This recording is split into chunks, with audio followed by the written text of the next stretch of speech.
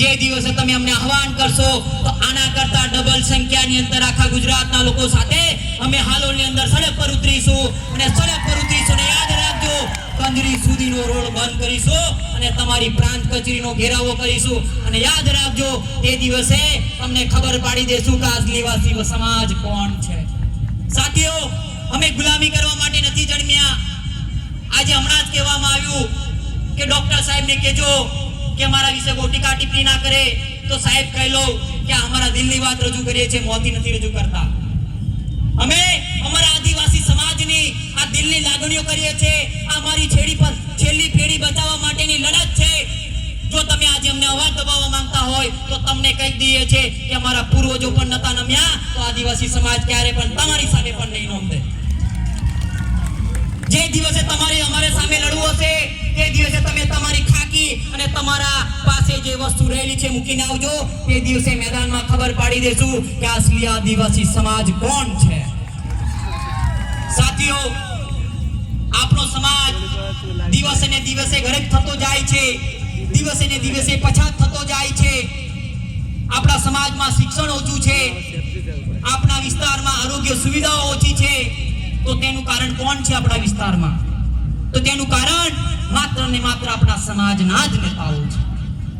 अपना समाजना नेताओने एमना घरनी चिंता छे, एमनी गाड़ीओनी चिंता छे, एमना बाळकोनी चिंता छे, पण आदिवासी समाजना गरीब बाळक माटे एमनी कशुं चिंता नथी।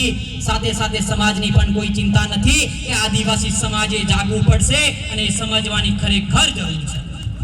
જો આજે નહીં જાગો तो આવનારી પેઢી તમને જવાબ પૂછશે।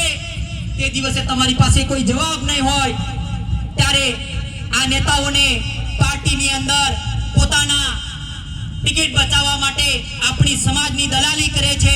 એમાં જ આપણા ચૈતરભાઈ વસાવાને રાજકીય ષડયંત્ર રચીને તેમને જેલની અંદર 7 વર્ષની સજા કરાવી છે। ત્યારે આદિવાસી સમાજના ચૈતરભાઈ વસાવા આપણા આદિવાસી સમાજનો અવાજ છે, આપણા સમાજ માટે લડે છે, આપણા સમાજને જાગૃત કરે છે, આપણા બાળકોના શિક્ષણ માટે સડકથી લઈને સદન સુધી લડે છે।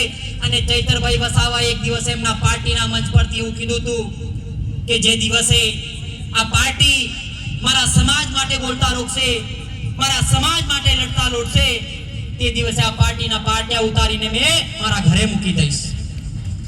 તારે આપણા નેતાઓ પણ આ શિક્ષ લેવાની જરૂર છે। મારા અગાઉના મિત્રએ કીધું એમ ચૈતરભાઈ વસાવા મારા મિત્ર છે, અમે કોઈ રાજકીય રીતે એમને સમર્થન નથી કરતા, પણ એક વિચારધારા પસરી છે અને અમે એમને મદદ કરી રહ્યા છે। એ તમારાની અંદર કદાચ મગજમાં ખોટો વેમ હોય તો એ કાઢી નાખજો કે આપણે સમાજને જાગૃત કરવો હશે ત્યારે આપણે મંચ પર આવવું પડશે અને સમાજને આગળ લઈ જવા માટે સૌએ સાથે મળીને પ્રયત્ન કરવો પડશે। સાથીઓ, 9મી ઓગસ્ટ વિશ્વ આદિવાસી દિવસના નિમિત્તે આ સરકારનું પણ ધ્યાન દોરવા માંગુ છું કે આ ઘોગંબા તાલુકો આદિવાસી બહુમૂલ્ય વસ્તી ધરાવતો તાલુકો છે। આ વિસ્તારની અંદર અનુસૂચિત 5 પૈસા 1996 લાગુ પડે છે। ત્યારે એમાં કહેવામાં આવ્યું છે કે ન લોકસભા ન વિધાનસભા, ન લોકસભા ન વિધાનસભા, सबसे बड़ी ग्राम सभा। આપણા ગામમાં કોઈ ઉચલા ઉપલા અધિકારીને આવવું હોય, આપણા ગામમાં કોઈ પ્રોજેક્ટ નાખવો હોય તો સૌપ્રથમ તેમને પહેલા આપણી ગામ સભાની પરવાનગી લેવી પડે છે, ગામ લોકોની મંજૂરી લેવી પડે છે। ત્યારે સરકારને કહેવા માંગીએ છે કે અમને તમે અમારો ગામ સભાનો પાવર અમને આપી દો, અમે તે દિવસ અમારો સમાજનો વિકાસ પણ કરી લેશું। સાથીઓ, આપણા વિસ્તાર જંગલોથી ભરપૂર છે। આ જંગલની અંદર વન અધિકાર અધિનિયમ 2006 લાગુ પડે છે। ત્યારે આ સરકારને કહેવા માંગુ છું કે અમારા ખેડૂતોને અમારી સનદની જમીનો અમને આપી દો, સાથે સાથે અમારા પેન્ડિંગ દાવા છે તે પણ અમને મંજૂર કરીને આપી દો તો અમારા આદિવાસી સમાજનો હક અને અધિકાર સાથે શાંતિથી જીવી શકશે। બંધારણમાં આપેલા પ્રાવધાનો અમને સંપૂર્ણપણે અમલીકરણ કરવામાં આવે એ આ દિવસ નિમિત્તે આ સરકાર પાસે આ સમગ્ર આદિવાસી સમાજની માંગણી છે। ખાસ કરીને આઈબી રિપોર્ટના કર્મચારીઓ પણ આ વાતની નોંધ લે। સાથીઓ, અહીંયા આઈબી રિપોર્ટના ઘણા કર્મચારીઓ આવ્યા હશે, તેમને મારી વિનંતી છે કે મારી આ વાતને ખાસ નોંધ કરે કે ઘોગંબા તાલુકાની અંદર હમણાં જ ગયેલી સ્થાનિક સ્વરાજની ચૂંટણીની અંદર અમારી સિમલિયા જિલ્લા પંચાયતની અંદર આદિવાસી અનામત સીટ હતી, ત્યાં અમુક રાજકીય આગેવાનોએ અને ખાસ કરીને કાલોલના ફતેહસિંહ ચૌહાણને કહેવા માંગુ છું કે ભાઈ તમે અમારા અસલી આદિવાસી સમાજ સાથે અન્યાય કર્યો છે અને ખોટા સર્ટિફિકેટ વાળા આદિવાસી સમાજના ગેર આદિવાસીને તમે ટિકિટ આપીને તેને જીતાડ્યો છે.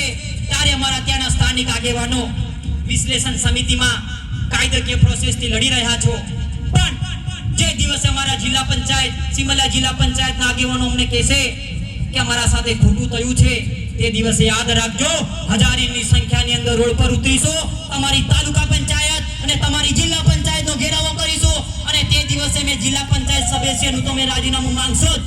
સાથે સાથે ફતેહસિંહ ચૌહાણ પણ સાંભળી લે, તમારું પણ અમે રાજીનામું માંગીશું.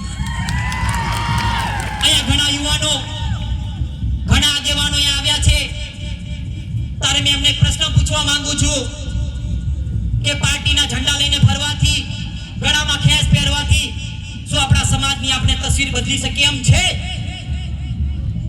ત્યારે આપણે સૌએ એક મંચ પર આવવું પડશે, પક્ષ પાર્ટી ભૂલવી પડશે, ધર્મ સંપ્રદાય ભૂલવો પડશે અને આપણે સૌએ જ્યાં આદિવાસી સમાજનો અવાજ ઉઠાવવાનો વારો આવશે તે દિવસ આપણે સૌએ સાથે મળીને આપણે લડવું પડશે.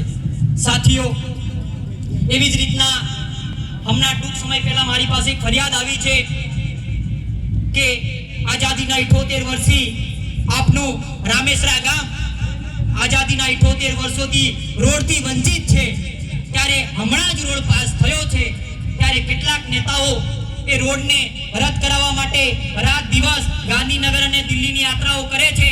ત્યારે એવા નેતાઓને કહેવા માંગુ છું કે અમારો રોડ તાત્કાલિક ધોરણે બનાવવામાં આવે, જો નથી બનાવવામાં આવતો તો અમે ફરીથી તાલુકા પંચાયતનો ઘેરાવો કરીશું અને ત્યાંના સ્થાનિક તાલુકા પંચાયત સદસ્ય, જિલ્લા પંચાયત સદસ્ય અને અમે માનનીય શ્રી કાલોલના ધારાસભ્ય ફતેહસિંહ ચૌહાણનું જાહેરમાં રાજીનામું માંગીશું.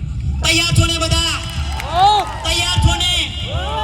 સાથીઓ, હમણાં જ ટૂંક સમય પહેલા આપણા આ દેશના ગૃહમંત્રી અમિત શાહે આપણા જંગલના અધિકારો છીનવા માટે આપણા આદિવાસીઓને શું કીધું ખબર છે? ખબર છે? વનવાસી કહીને એ લોકો આપણી જંગલની જમીનો છીનવા માટે આપણને વનવાસી કહી રહ્યા છે. ત્યારે મારી આદિવાસી સમાજને પૂછવા માંગુ છું, શું તમે વનવાસી છો? શું તમે વનવાસી છો? अरे हम वनवासी नहीं, आदिवासी है हम. आदिवासी ही नहीं, इस देश के मूल निवासी है हम है. એવું અમિત શાહના મંચ પરથી કહેવા માંગુ છું અને અમિત શાહને આ પણ કહી દેજો, આઈબી રિપોર્ટના કર્મચારીઓ, કે હવે આદિવાસી સમાજ જાગૃત થઈ શક્યો છે. આજે અમારી સમિતિની અંદર 4 તાલુકાની અંદર સમિતિ ચાલી રહી છે, કદવાલ, ઘોગંબા, હાલોલ અને કાલોલની અંદર. આ સમિતિ સાથે 2000 કાર્યકર્તાઓ છે. કેટલા? 2000 કાર્યકર્તાઓ છે. જે દિવસે રોડ પર નીકળીશું ને તે દિવસે અમારી લડત શું